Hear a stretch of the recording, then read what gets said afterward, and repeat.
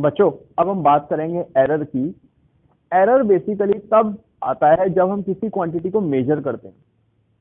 तो अब इसी प्रकार हमारा सवाल ये कहता है एक लेंथ मेजर कर रहे हैं पेन की जिसकी एक्चुअल वैल्यू ट्रू वैल्यू कितनी है 4 सेंटीमीटर, हमें पता है वी नो।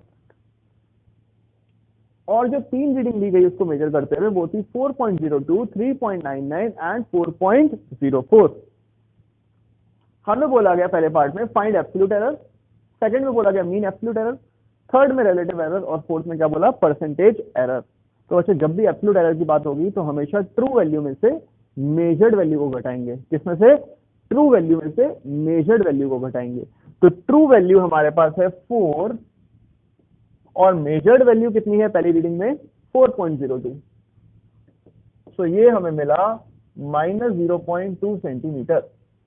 इसी प्रकार सेकंड में 4 माइनस 3.99 0.01 सेंटीमीटर, 4 माइनस 4.04 -0.4 सेंटीमीटर। ये हमारे आगे एब्सोल्यूट एरर हर रीडिंग के।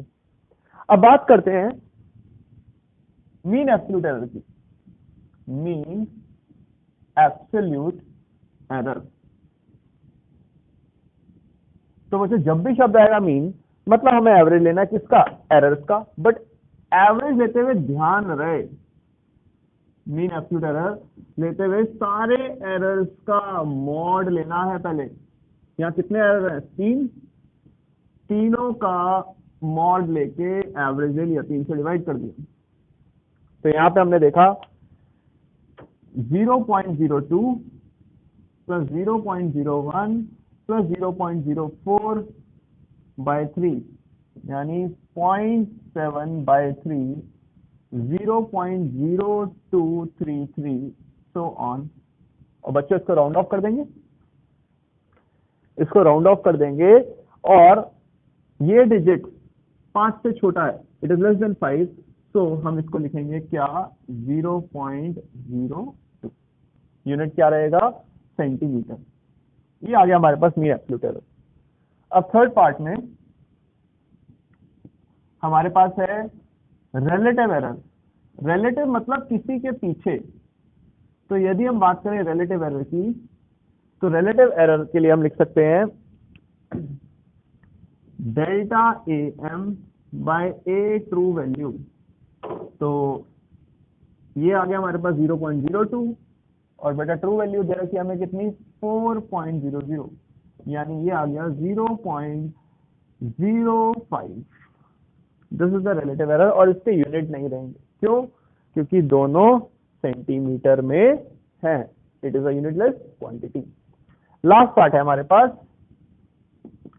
Percentage error. रिलेटिव एरर मतलब एक के पीछे।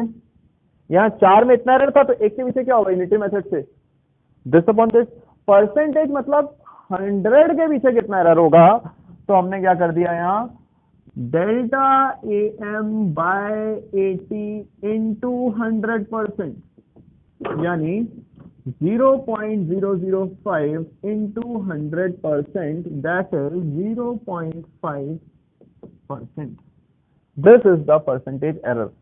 ये बच्चों इंपॉर्टेंट क्वेश्चन है, एक बार एम्स में आया हुआ है रिसेंटली और एनसीईआरटी में भी एग्जाम्पल डाइस सॉल्व हमारा, उसमें रीडिंग काफी ज्यादा है। तो this is all about absolute error, mean absolute error and percentage error. हम आगे देखेंगे फर्दर क्वेश्चंस में कि यदि हम 2 या 3 क्वांटिटीज को ऐड या सब्ट्रैक्ट करते हैं, मल्टीप्लाई करते हैं तो एरर कैसे प्रोपोगेट करते हैं, राइट। तो बच्चों अभी हमने देखा था इंडिविजुअल क्वांटिटीज के बीच का एरर। अब हम देखेंगे प्रोपोगेशन ऑफ एरर्स, मतलब 2 या 2 से ज्यादा क्वांटिटीज को जब हम ऐड सब्ट्रैक्ट मल्टीप्लाई डिवाइड करें और एक नई क्वांटिटी ऑब्टेन करें तो उस नई क्वांटिटी में एरर कैसे प्रोपोगेट करता है। How does that error propagate in a new quantity. Here a is 6 plus minus 0.1, मतलब ये इसकी एक्चुअल वैल्यू 6 और ये इसमें एरर एब्सोल्यूट एरर। इसी प्रकार b का भी गिवन है। तो बोला यदि c एक क्वांटिटी है a प्लस b तो c में एब्सोल्यूट और परसेंटेज एरर क्या होगा।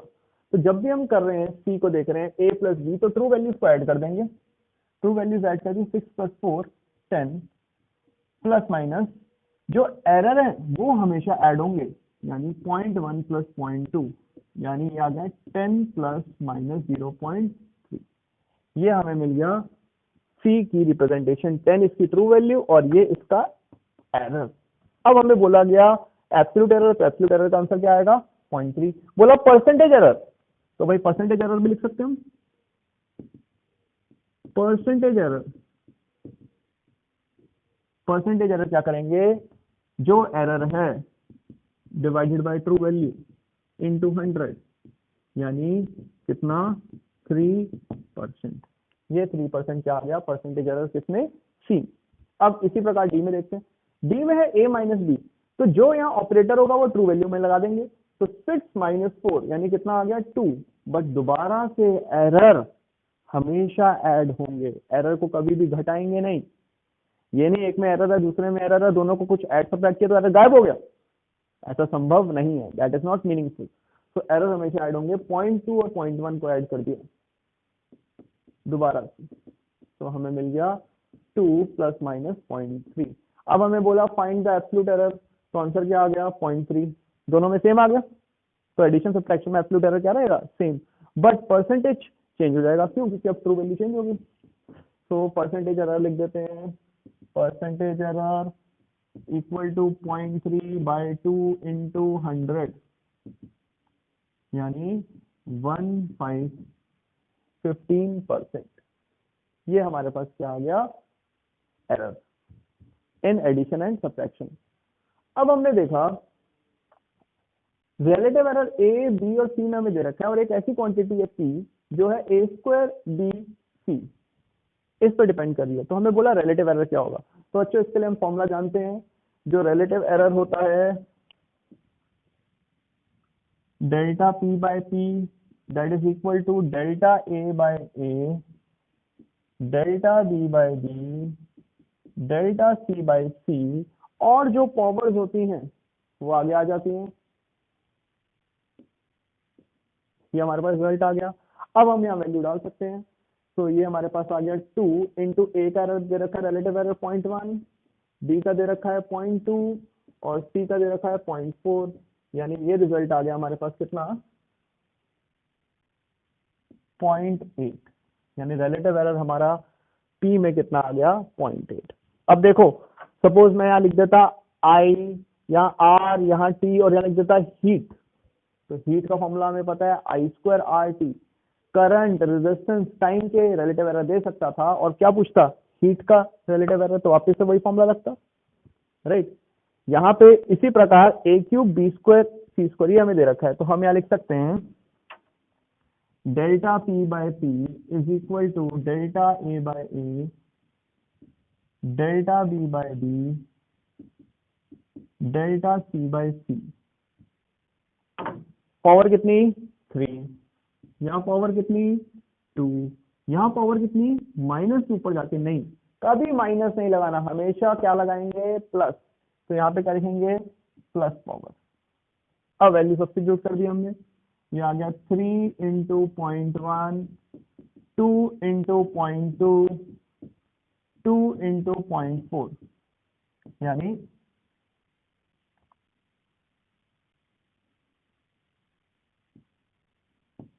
1.5। ये हमारा रिलेटिव एरर आया किसमें पी में, जब ये क्वांटिटी गिवन थी। तो बच्चों जो हमारा फॉर्मूला बन गया, अगर कोई क्वांटिटी पी है a m b n c p ये दे रखी है, और हमसे बोला गया relative error in capital p, तो हम क्या लिखेंगे delta P by p is equal to m times delta A by a plus n times delta B by b plus p times delta C by c. But इसमें एक condition है, वो condition क्या है अगले सवाल में देखेंगे। ये फॉर्मूला सही है बट एक कंडीशन है जो शायद आप नहीं जानते, वो कंडीशन को हम अगले सवाल में देखते हैं। चलिए अगले सवाल पे चलते हैं। अगला सवाल है एरर का दोबारा से, और बोला गया a equal to 2 plus 0.1 b equal to 1 plus 0.2, बताइए p में एब्सोल्यूट एरर क्या होगा। पहले पार्ट में यदि p किसके बराबर है a क्यूब बी स्क्वायर, ऐसा ही क्वेश्चन हमने पिछली बार किया था लास्ट क्वेश्चन में, कि ये पावर्स है और मल्टीप्लाई है, तो हमें पता है पावर आगे आ जाएंगी डेल्टा a बाय a तो प्लस बी की पावर आगे आ गई 2 times delta B by b. तो वैल्यू सब्स्टिट्यूट कर देते हैं, स्टैंडर्ड क्वेश्चन। यहाँ पे जो नीचे पी आता है ये ट्रू वैल्यू आती है, ट्रू वैल्यू पी की है ए क्यूब बी स्क्वायर, उसमें डलेगा 2 इधर और बी की वैल्यू जो 1 है वो डलेगा इधर, यानी 2 cube into 1 square equal to 3 times delta A है 0.1 बाय ए कितना 2 प्लस 2 टाइम्स डेल्टा बी कितना है 0.2 डिवाइडेड बाय क्या 1। ये आ गया delta P by 8 equal to 0.3 by 2 plus 0.4, 8 से मल्टीप्लाई कर दिया दोनों साइड, तो ये आ गया 1.2 प्लस 3.2 यानी कितना 4.4। तो डेल्टा पी की जो वैल्यू आ गई वो कितनी आ गई 4.4। अब अगले पार्ट में देखने में बिल्कुल सेम लग रहा है ए क्यूब बी स्क्वायर, बट बीच में यहाँ मल्टीप्लाई था और यहाँ क्या है प्लस। तो बच्चों जब भी पावर के साथ बीच में प्लस माइनस आएगा तो याद रखें हमें डेरिवेटिव की मदद लेनी है। किसकी मदद लेनी है? डेरिवेटिव की। हम डिफरेंशिएट करेंगे, तो जब डिफरेंशिएट किया पी को किसी की टर्म्स में कर दो DP by D T equal to 3 आगे आ गया A square into D A by D T, chain rule, plus 2b into D B by D T. अब ये आप चाहें तो dt को हटा सकते हैं, ये विजुलाइज करने के लिए था, तो आप लिख सकते हैं dp equal to 3a square d a plus 2b into D B.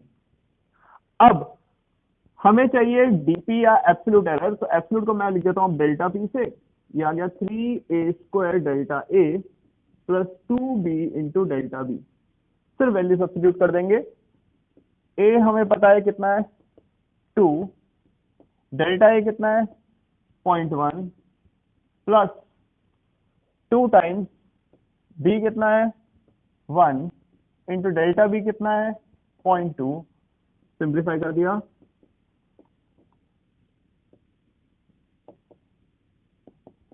यानी कितना आ गया 1.6। अब बच्चों इस क्वेश्चन में चलते हैं। यहां बोला एब्सोल्यूट एरर निकालना है डेल्टा वाई किस में, y equal to sine theta में। यदि y साइन थीटा है तो डेल्टा y कितना होगा? यदि थीटा 60 डिग्री दिया है और मेजरमेंट में एरर 1.8 डिग्री है, मतलब डेल्टा थीटा हमें कितना दे रखा है 1.8। ये जो चीज दे रखी है ये बेसिकली क्या है, ये है डेल्टा थीटा।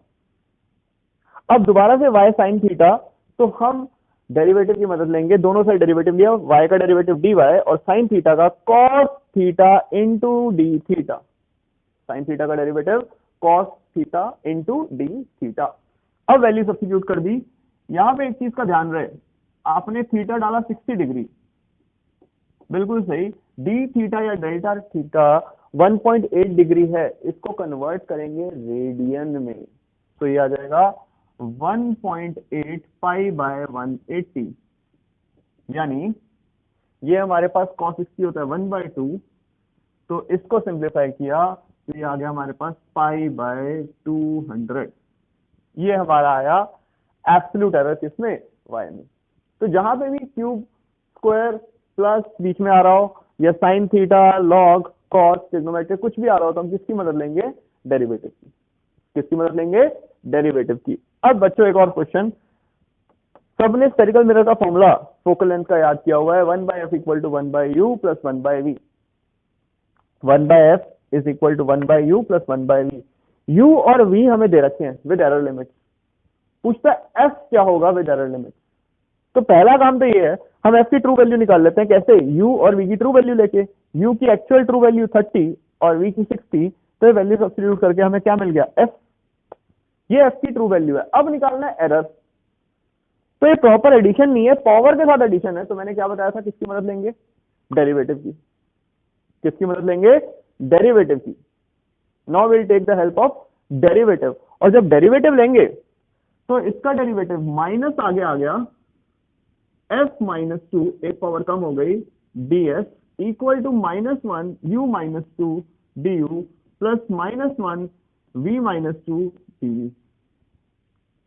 माइनस सारे गायब कर दिए, इसको ऐसे लिख सकते हैं df by f square equal to du by u square plus dv by v square. यही आ गया। अब यहां पे हमें f u और v की एक्चुअल वैल्यू डालनी है। f की एक्चुअल निकाल चुके हम, कितनी 20, तो यहाँ सब्स्टिट्यूट कर देते हैं। df हमें चाहिए, df by 20 square is equal to du। du बच्चों कितना है, du 0.3 बाय किसका स्क्वायर 30 स्क्वायर प्लस dv कितना 0.6 बाय किसका स्क्वायर 60 स्क्वायर। आई थिंक यहां तक सबको क्लियर हो गई बात। अब हम इसको सॉल्व कर लेंगे। इसको जब हम सॉल्व करेंगे, क्रॉस मल्टीप्लाई कर दिया तो हमें df मिल गया किसके बराबर, सॉल्व कर लिया, df comes out how much 0.2। ये df आ गया 0.2। अब हमें रिपोर्ट करना है focal length with error limits, तो हम लिखेंगे फोकल लेंथ इस प्रकार, actual value plus minus error. Actual कितनी निकाली थी 20 और ये कितना है 0.2, किसमें आ गया सेंटीमीटर। बच्चों इस तरह का क्वेश्चन आपका रेजिस्टेंस में भी बनता है।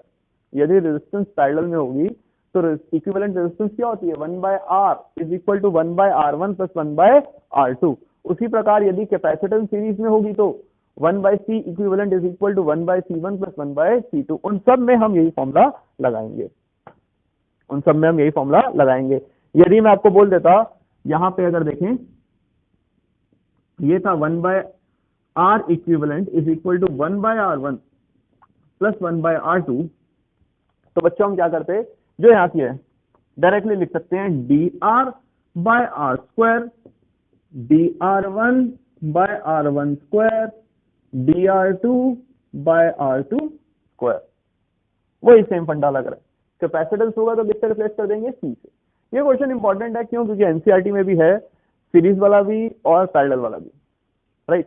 तो ये हमारे थे एरर, जिसमें हमने लगभग सारे केसेस कवर कर लिए। चलिए बच्चों, अब हम बात करेंगे इंस्ट्रूमेंट्स की। और जब भी इंस्ट्रूमेंट्स की बात करते हैं तो सबसे पहला शब्द आता है लीस्ट काउंट। ये लीस्ट काउंट का मतलब क्या है, अगर इंग्लिश का वर्ड देखें, लीस्ट मतलब सबसे छोटा और काउंट मतलब जिसको हम काउंट कर सकते हैं, मेजर कर सकते हैं। इसका बहुत अच्छा एग्जांपल लेते हैं हम लीस्ट काउंट समझने के लिए। मान लीजिए दो बच्चे हैं, ए और बी, दोनों जंप करते हैं। पहला बच्चा जो है वो हर जंप 5 सेंटीमीटर की करता है और दूसरा बच्चा हर जंप कितने की करता है, 4 सेंटीमीटर की। तो हमें बोला गया यदि हमें मेजर करनी है मिनिमम लेंथ तो क्या होगी। कोई बोले कि सर 5 सेंटीमीटर होगी, इसने यहां से यहां तक कूदा तो ये लेंथ हम मेजर कर सकते हैं 5। एक और बच्चे ने बोला कि नहीं सर इससे छोटा भी मेजर कर सकते हैं, हम इसको देखें, ये इधर से इधर जंप करता है तो सबसे छोटी लेंथ हम मेजर कर सकते हैं कितनी, 4 सेंटीमीटर की। तो मतलब यदि मुझे कोई धागा काटना है सबसे छोटा, कोई बोलता है बच्चा कि सर धागा लीजिए यहाँ रखिए और यहां से यहां तक का धागा 5 सेंटीमीटर है। दूसरा बच्चा बोलता है नहीं सर यहां से यहां तक का 4 सेंटीमीटर है, ये और छोटा है। एक बच्चे ने और दिमाग लगाया, उसने बोला कि सर मान लो ये सबसे छोटी लंबाई है, बच्चा एक इधर खड़ा है एक इधर खड़ा है, दोनों ने जंप मारी, इसने 4 सेंटीमीटर की और इसने कितने की मारी, 5। आप ये मेजर करोगे तो 5 मिलेगा, ये मेजर करोगे तो क्या मिलेगा, 4। बट अगर आप ये मेजर करोगे तो ये कितना मिलेगा, 1 सेंटीमीटर। मतलब इन दोनों बच्चों की मदद से सबसे छोटी लंबाई जो हम माप सकते थे वो कितनी थी, 1 सेंटीमीटर। यही वर्नियर कैलिपर में होता है। ये बड़ी डिवीजन है और ये कैसी है, छोटी डिवीजन, और दोनों की जो डिवीजन का डिफरेंस है वो क्या कहलाता है, लीस्ट काउंट। इसी प्रकार अगर आप वर्नियर कैलिपर में देखेंगे तो ऊपर वाला मेन स्केल डिवीजन और नीचे वाला क्या, वर्नियर स्केल डिवीजन। ऐसे इमेजिन करिए ऊपर बड़ा बच्चा कूद रहा है और नीचे क्या कर रहा है, छोटा बच्चा कूद रहा है, और जो इनके बीच का गैप होगा वो क्या कहलाएगा, लीस्ट काउंट। तो यदि कोई हमसे पूछे पहले सवाल में what is the least count, तो क्या हम लिख सकते हैं पहले का least count main scale division minus vernier scale division, या सबसे बड़ा डिवीजन माइनस छोटा डिवीजन, तो वो कितना आ गया, 1 सेंटीमीटर। कोई डाउट नहीं इसमें। अब हम आते हैं वर्नियर स्केल पे। तो वर्नियर स्केल में क्या होता है, दो स्केल्स होते हैं। ये मेन स्केल फर्स्ट एंड के साथ कनेक्टेड है और वर्नियर स्केल सेकंड एंड के साथ कनेक्टेड है। ये फर्स्ट रॉड के साथ मेन स्केल है और सेकंड रॉड के साथ कौन सा है, वर्नियर है। हमें बोला गया each main scale division is of 1 millimeter and 10 VSD coincides with 9 MSD. मतलब 10 छलांगे छोटे वाले वर्नियर की बराबर हैं किसकी, 9 छलांगे बड़े वाले की। तो हमें चाहिए लीस्ट काउंट। लीस्ट काउंट मैंने बताया था बच्चों, लीस्ट काउंट क्या है, बड़े डिवीजन में से छोटा division, 1 main scale division minus 1 vernier scale division. अब हमें एमएसडी की वैल्यू तो पता है, बट क्या वीएसडी पता है? नहीं, तो वीएसडी लिख लेते हैं हम। 9 या 10 वीएसडी किसके बराबर, 9 एमएसडी। तो 1 वीएसडी किसके बराबर आ गया, 9/10 इंटू एमएसडी, और एमएसडी कितना है, 1 mm। यही स्टैंडर्ड वर्नियर कैलिपर होता है जिसमें हर वर्नियर स्केल डिवीजन जो है वो कितने का होता है, 0.9 mm। ऐसे सोचें, बड़ा बच्चा 1 मिलीमीटर की छलांग मारता है और छोटा बच्चा 0.9 मिलीमीटर की छलांग मारता है, तो सबसे छोटी दूरी जो है जो हम मेजर कर सकते हैं वो कितनी होगी, 0.1 मिलीमीटर। तो मैंने यहां लिख दिया 1 mm माइनस 0.9 mm यानी कितना, 0.1 mm। मतलब ये जो रीडिंग देगा वो मिलीमीटर के 1/10 पार्ट तक देगा। ये इसका लीस्ट काउंट है। आई थिंक क्लियर हो गया लीस्ट काउंट का मतलब। चलिए बच्चों, अब नई टर्म इंट्रोड्यूस करते हैं, जीरो एरर। ये हमारी है जीरो एरर। आप मार्केट में जब वर्नियर कैलिपर लेने जाए, अब शायद डिजिटल आ गए हैं, बट अगर आप पहले मैकेनिकल वर्नियर कैलिपर लेने जाएं तो अवश्य चेक करें कि दोनों के जीरो कोइंसाइड कर रहे हैं या नहीं कर रहे। मतलब मेन स्केल का जीरो और वर्नियर स्केल का जीरो यदि कोइंसाइड कर रहा है, that means this is accurate, this is perfectly calibrated.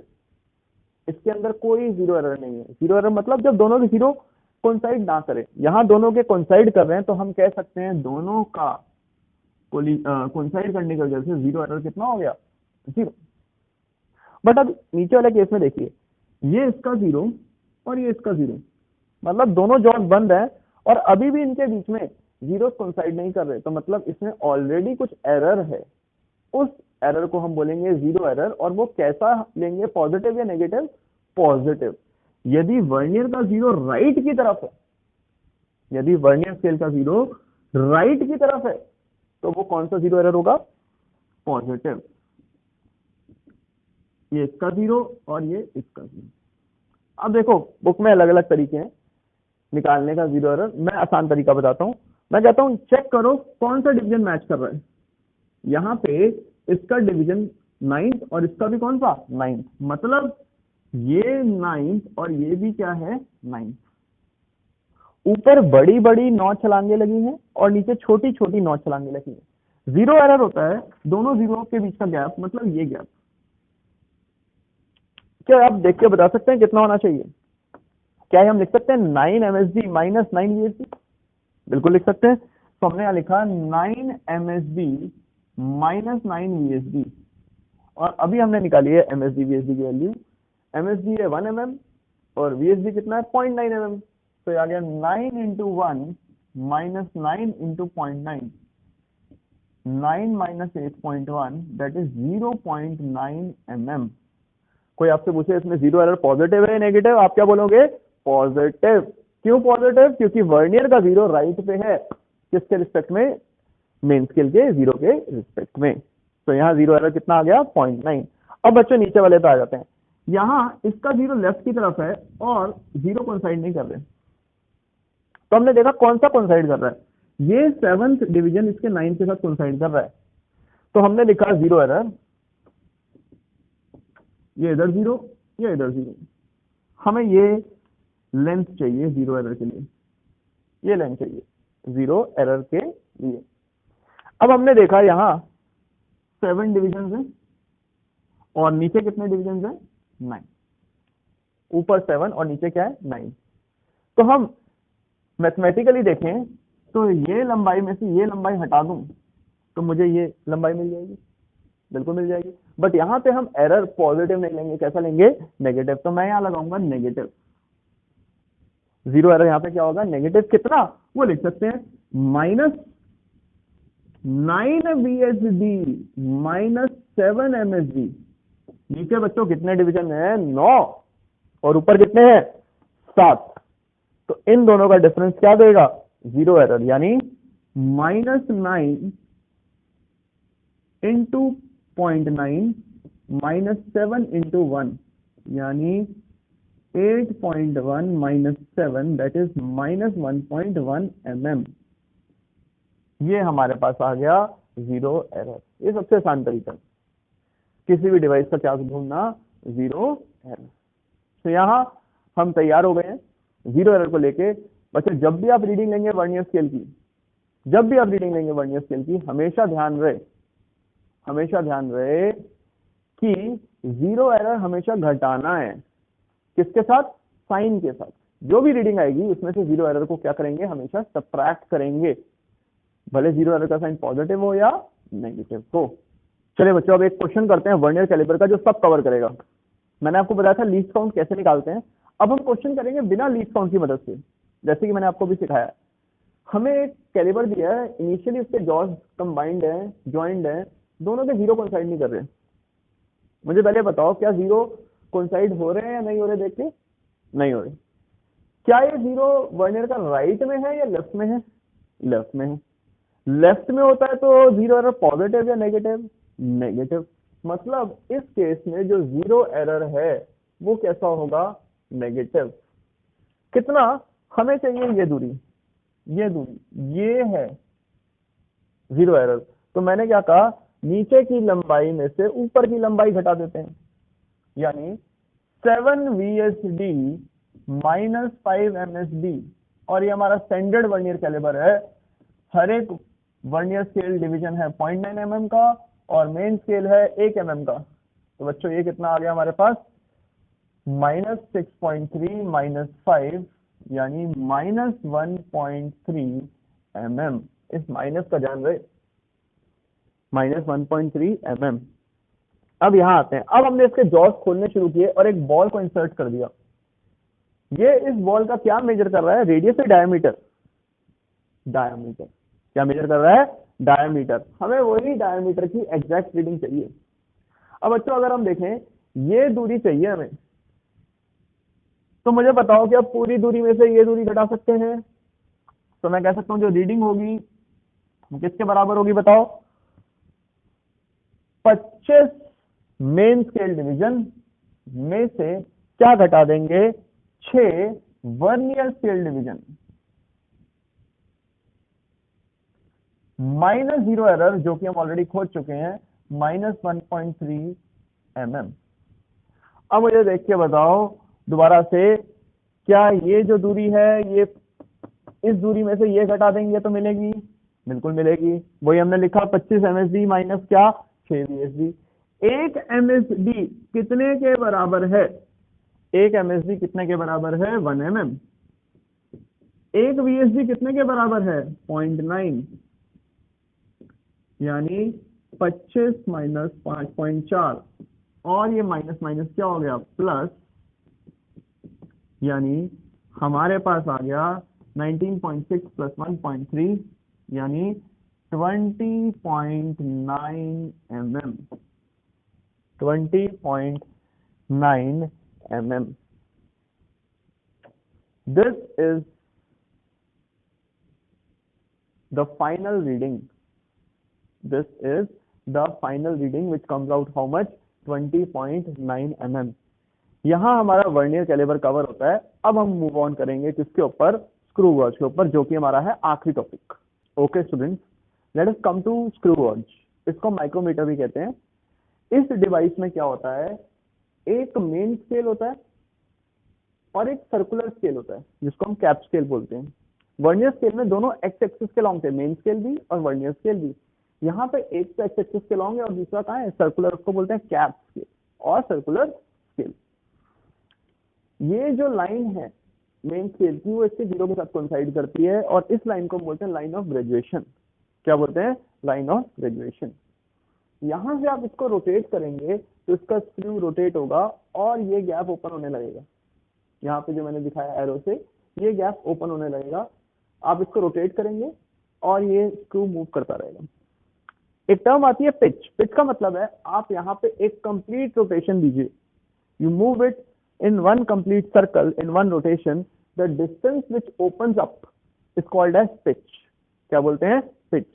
अब यहाँ बोला हुआ है सवाल में कि पिच 1 mm है, मतलब जब आप स्क्रू गॉज को रोटेट कर रहे हैं एक कंप्लीट रोटेशन से, एक कंप्लीट रेवोल्यूशन से, तो यहाँ पे कितना गैप क्रिएट हो रहा है? 1 mm। और आपने अगर 2 बार किया तो कितना रीडिंग दिखाएगा? 2 mm। अब आप इसको घुमा रहे हैं, घुमाते हुए पहले 0 से 1 पे आया, फिर 2 पे आया और घुमाया थोड़ा सा, और ये शीट फिक्स हो गई इसके अंदर। हमें इस शीट की क्या निकालनी है? थिकनेस। क्या निकालनी है? थिकनेस। तो आप देख रहे हैं 2 तो कंप्लीट रोटेशन हुए हैं, बट कुछ पार्ट इनकम्प्लीट है। तो जो कंप्लीट रोटेशंस हैं वो तो हमें मेन स्केल से मिलेंगे, और जो इनकम्प्लीट है पार्ट वो हमें किससे मिलेगा? सर्कुलर स्केल से। अब हम बात करते हैं लीस्ट काउंट की। लीस्ट काउंट का क्या मतलब है कि जितना स्क्रू ओपन होता है एक रोटेशन में, that is pitch, divided by total number of division. हमारे सवाल में बोला हुआ है पिच है 1 mm और टोटल डिवीजन है 100, तो हर एक डिवीजन में कितना ओपन होगा स्क्रू गॉज? तो हम कह सकते हैं 1/100, दैट इज 0.01 mm। याद करिए वर्नियर कैलिपर का लीस्ट काउंट कितना आया था? 0.1 mm। 1 mm माइनस 0.9 mm कितना था? 0.1 mm। और इसका कितना आ रहा है? 0.01 mm। तो कौन ज्यादा एक्यूरेट हुआ? ऑब्वियसली बात है स्क्रू गॉज। वर्नियर कैलिपर को हम मेजर करते हैं वायर की लंबाई निकालने के लिए, बट स्क्रू गॉज को यूज करते हैं किसके लिए? थिकनेस निकालने के लिए, जो और भी बारीक है। The distances which are very small and require more precision, more accuracy, we talk of screw gauge. तो भाई यहाँ पे हमें पता चल गया लीस्ट काउंट किसके बराबर आ गया? 1/100, दैट इज 0.01 mm। अब हम इस सवाल पे आते हैं। इस सवाल में हमें निकालना है लीस्ट काउंट और थिकनेस ऑफ शीट। अब थिकनेस ऑफ शीट के लिए देखिए 2 तो कंप्लीट रोटेशन हुए हैं, क्योंकि यहाँ पे 2 दिख रहा है, 2 पिच तो आ चुकी हैं। तो हम कहेंगे जो मेन स्केल रीडिंग है, मेन स्केल रीडिंग है वो कितनी है? 2 mm तो है, प्लस यहाँ कितने रोटेशन दिख रहे हैं आपको इस लाइन ऑफ ग्रेजुएशन से कोइंसाइड करता हुआ? 50, मतलब 50 रोटेशन हो चुके हैं। तो हम जानते हैं 50 into least count, 50 into least count, और लीस्ट काउंट कितना था हमारा? 0.01। सो रीडिंग कितनी आ गई? 2.50 mm। अब बच्चों कई बार हम मिस्टेक कर देते हैं, एक ऑप्शन दिया होता है 2.5 mm, दोनों सेम है बट डिफरेंस है दोनों में। यहाँ पे एक्यूरेसी 2 डिजिट तक है डेसिमल तक, और यहाँ तक कितनी है? 1। तो हमेशा ध्यान रखेंगे यहाँ पे इसका लीस्ट काउंट 2 डेसिमल प्लेसेस तक है, तो आंसर भी किसमें दिया जाएगा? 2 डेसिमल प्लेसेस में। So this is the thickness of sheet which is being measured by screw gauge. अब एक बार दोहरा देते हैं स्क्रू गॉज को। स्क्रू गॉज में मेन स्केल क्या बताता है? Total number of complete revolution. Pitch, pitch क्या था? एक रेवोल्यूशन में कितना ओपन होता है नेट। उसके बाद लीस्ट काउंट क्या था? Pitch upon total number of division, pitch upon total number of division. और रीडिंग क्या थी? Main scale reading plus circular scale reading. Circular scale reading कैसे निकालेंगे? Least count into number of coinciding mark on cap scale, coinciding division या coinciding mark on cap scale या फिर circular scale. ये था बच्चों हमारा स्क्रू गॉज।